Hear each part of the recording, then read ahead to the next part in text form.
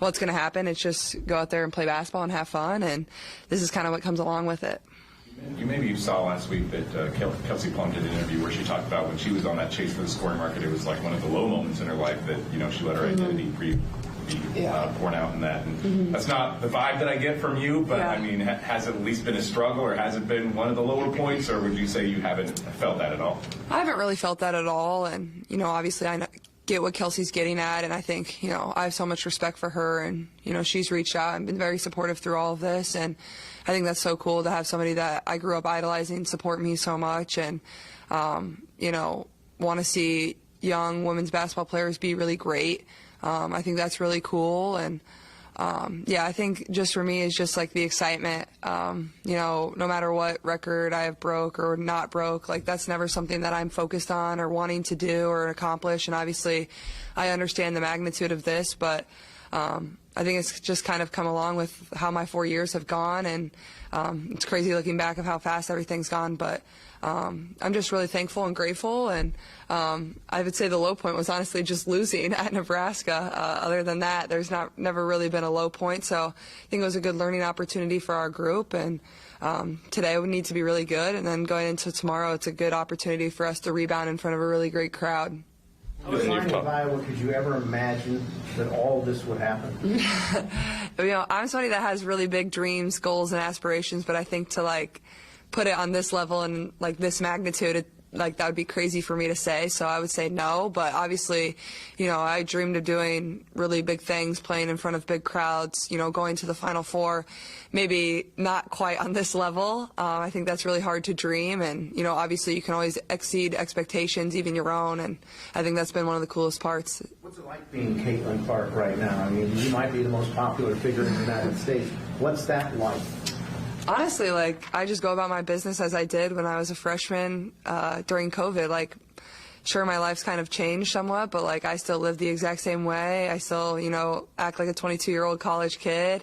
You know, I just try to have fun and enjoy every single day. I know I say that a lot, but that's really what I try to do, and I never want to get caught up in the moment or this and that, and I think, you know, I have a really great support system around me, whether it's my coaches, whether it's my teammates, whether it's my family, who is really close. That's one of the main reasons I came here, is to be able to have them around a lot. So being able to rely on them has been really important for me throughout my career. How are you able to unplug and just, you know, you just throw your phone on the sofa or something? How are you able to just get away from all this? Yeah, I think it's nice. Like, obviously basketball consumes a lot of my time, especially when we're in season, but you know, like I said, I'm still a college kid. Like, I still clean my apartment, do my laundry. A lot of times I call my mom up to come do it for me, but other than that, play video games, hang out with my friends, do some schoolwork here and there.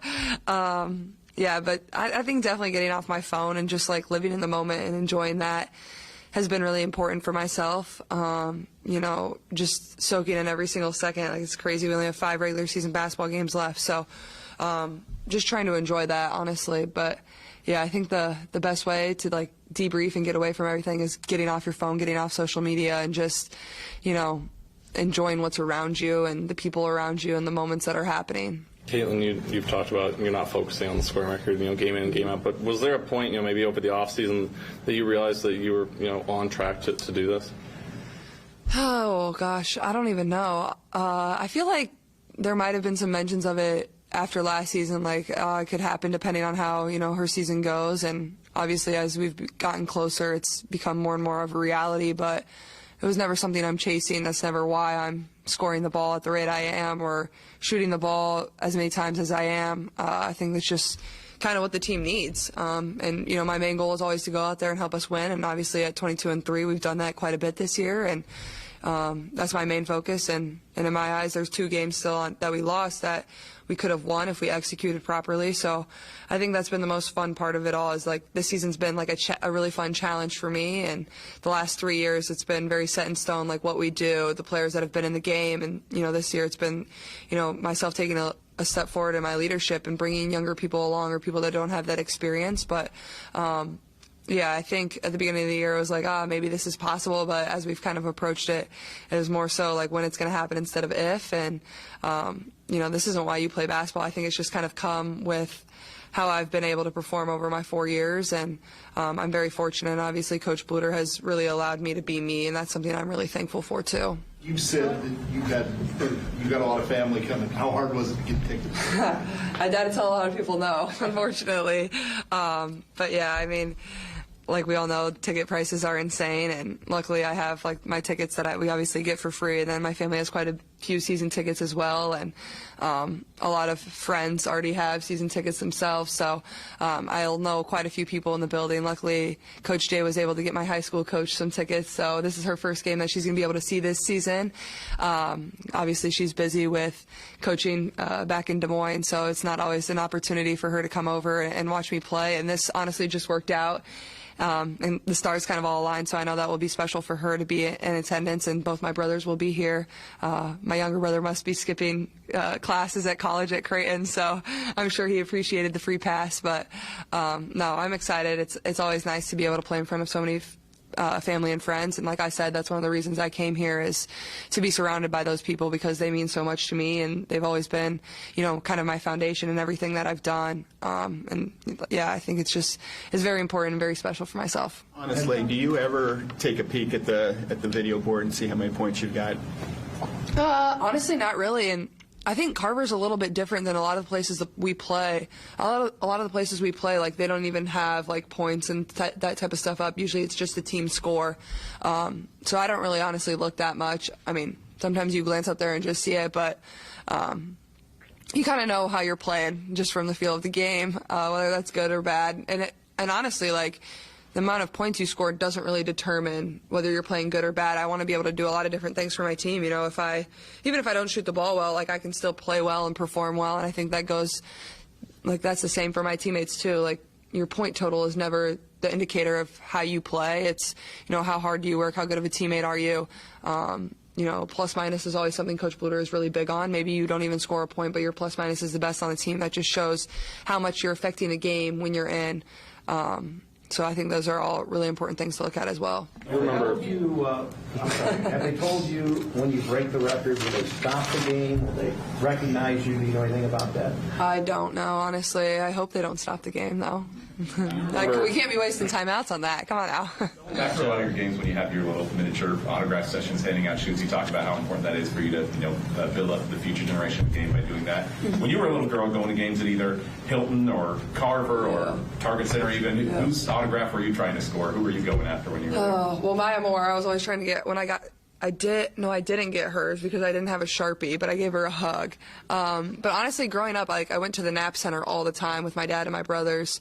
And obviously, I vividly have so many memories. And I think I was more so interested in catching things in the crowd more than getting people's autographs, whether it was T-shirts or Drake used to. I don't know if they still have that blimp that flies around inside the stadium, but I would always try to catch things out of there. So I think those are some of my biggest memories. But honestly, growing up, I loved going to Drake men's and women's basketball games. So it's that was just the hometown team. That's where I grew up, 15 minutes from my house. And Coach Jenny was a tremendous coach there, obviously a Dowling person, played at Iowa.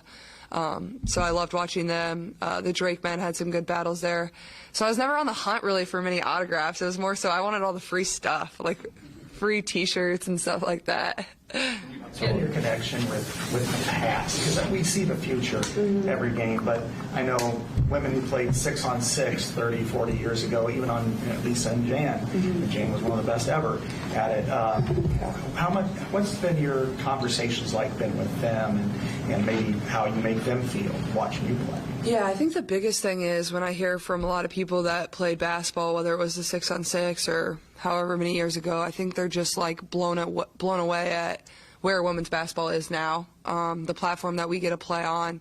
And, that doesn't come if it's not for the people that came before us and played before us and played in front of crowds that weren't very good, or if it wasn't for Dr. Grant and everything that she did here.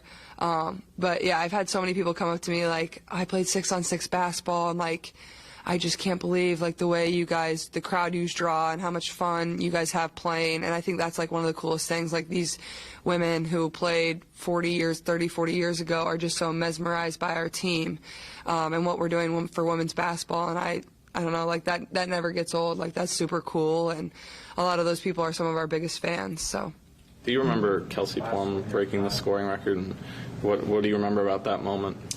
Honestly, I don't remember watching it. I'm pretty sure it was on her senior night, and she scored 57 points. So I'm sure a lot of people weren't expecting her to break it that night. I think 57 was the most she ever scored in college. But the thing about her, like, she could just score the ball at all three levels. She was really good. I loved watching Washington. Really good team. And I mean, I feel like Kelsey is a little bit similar to the way I am. Like, she wanted to go to Washington, take them to the Final Four, which they did. Coach Neighbors was a really great coach. So I really just loved supporting her and watching her team more than anything. Thanks, Caitlin. Thanks, guys.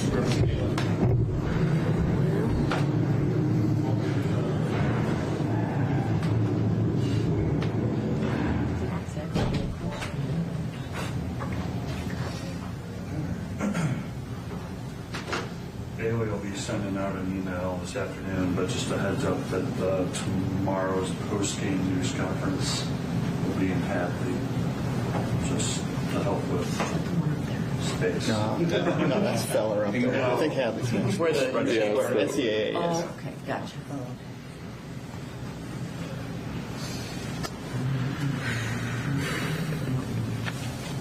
Oh, yeah, also for photo and video, we're going to have a 5:30 meeting in this room, the press room, just to go over kind of logistical things. So if you can make it at 5:30, it's highly encouraged, just to kind of go over what's going to be going on tomorrow. Is that in here? Yes. 5:30 meeting in the press room, press.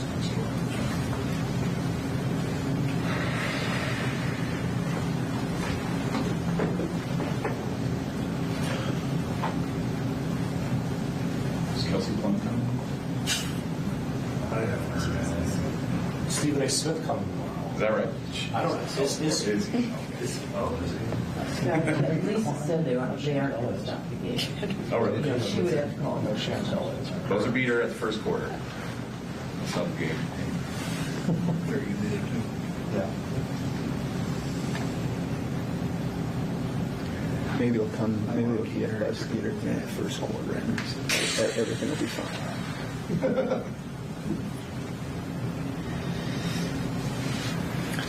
Wanted to ask about of all the players that she's passed in with, which one was like, wow, I really passed. There were still a lot of questions that could have been asked. Well, Plus 125 on a 2-point Yeah. shot, plus 700 on I was just saying in terms of the article that I want for during the game, that's what I wanted to stick in there. Got the one in about 4 months. That's good. Attack free throw. Stand there by yourself.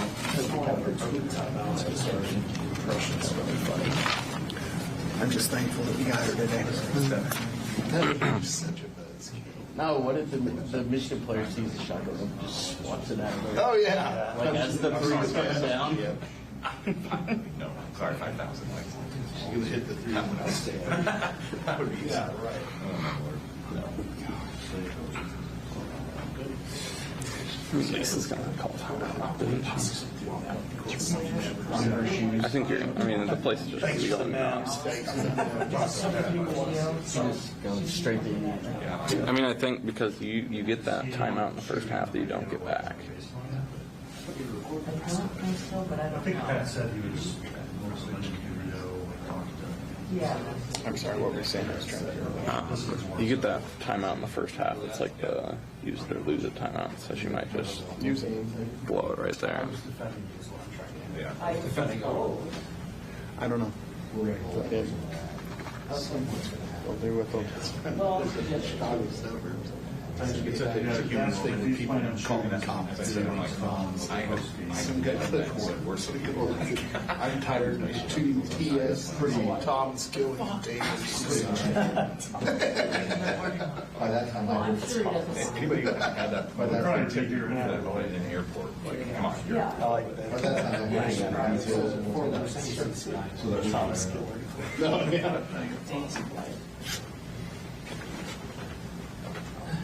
I see.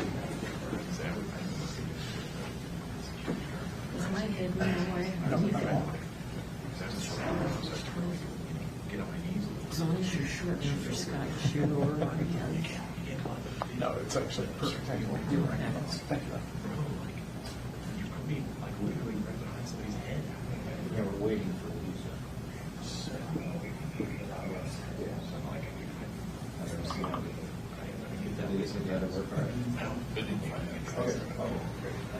Same way.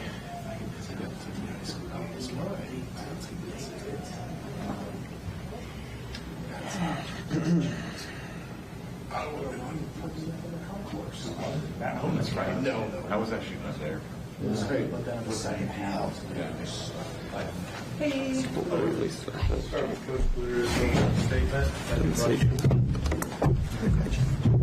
All right. Well, you know, it's pretty exciting. It should be a historic day tomorrow. I guess 8 points is what we're looking at for this record. And obviously she's going to just blast it out of the water. And so it's going to be fun to see how many points she adds on to that. But, you know, obviously Michigan coming in. Really good three-point shooting team as far as anybody can really hurt you. It's like one of those teams that's very balanced that, you know about Layla Felia. You know, she's their leading scorer, tremendous player, all Big Tenner. But then Lauren Hansen is just a really good transfer they got from Missouri. Really good. That was a great get for them. She's a point guard, true point guard, three-point range. They also got another recruit transfer from Bowling Green, Alyssa Brett. But again, it's one of those games where anybody could go off on you, and you just don't know, who it is going to be, and so they're kind of harder to guard. They've had a really interesting season. I mean, they beat Ohio State, they beat Maryland at home. Yeah. 8 of their 9 losses are by double digits. So just kind of what stands out to them. I know you mentioned some things there. What stands out as some concerns for you that you guys have to face tomorrow, and what things do you feel like you guys can take advantage of?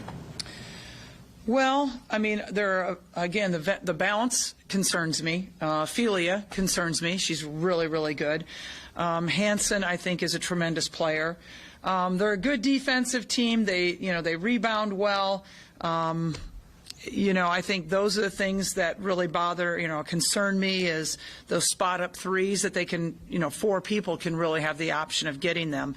But I feel like our post game is good against them. I feel like we need to get out and run against them. Coach, when you signed Caitlin, did you have any idea that it would come to this or close to this?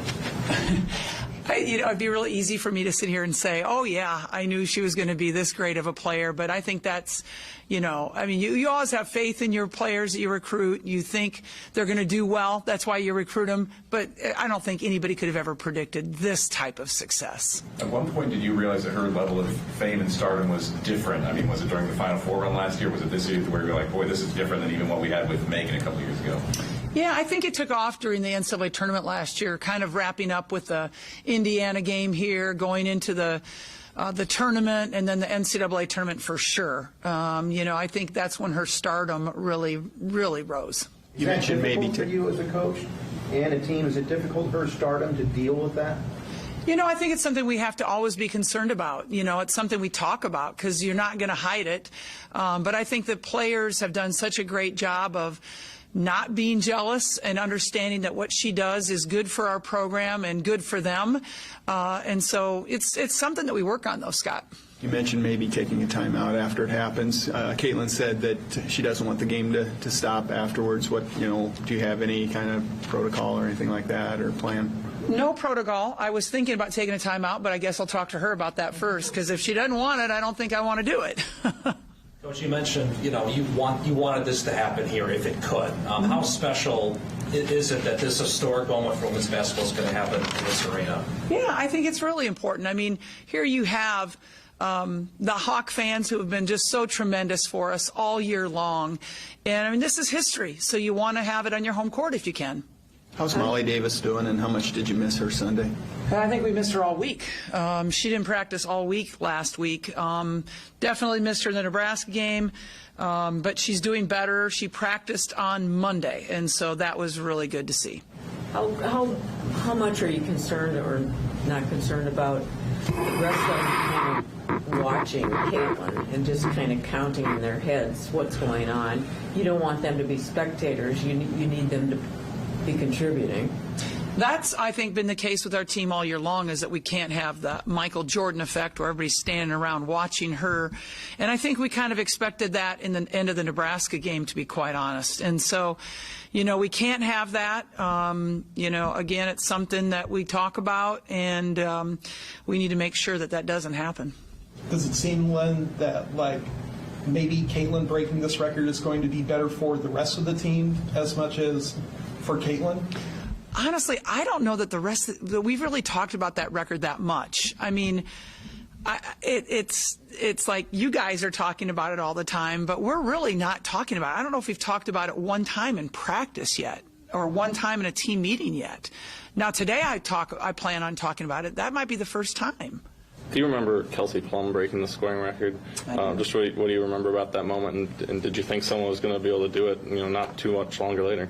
Yeah, I remember when she broke it. I didn't write down that moment or time or anything like that. I don't know any details about that moment. At the time you think that's a pretty darn good record and that it's going to be really hard to beat it. But I think Caitlin's setting a whole new standard that's going to make it really hard for other people to beat. What do you plan on telling the team today about the record? You said you would talk to them about it. Yeah, I want to talk to them about the significance of it, and that we want to celebrate this. This is really exciting for our university, our basketball program, that one of our players is going to do this. So I want to make sure that we do talk about it today. You've been your team, your program has been the standard bearer for the sport for almost a full calendar year now. And going back to the game at Kinnick Stadium, sellouts everywhere you go. That can also bring pressure. It seems like you've handled it well. Do you feel like, is there a point where it might be too much for them? And would possibly a week off after this Thursday's game to the following Thursday be helpful at all, just to mentally kind of decompress for the team as a whole?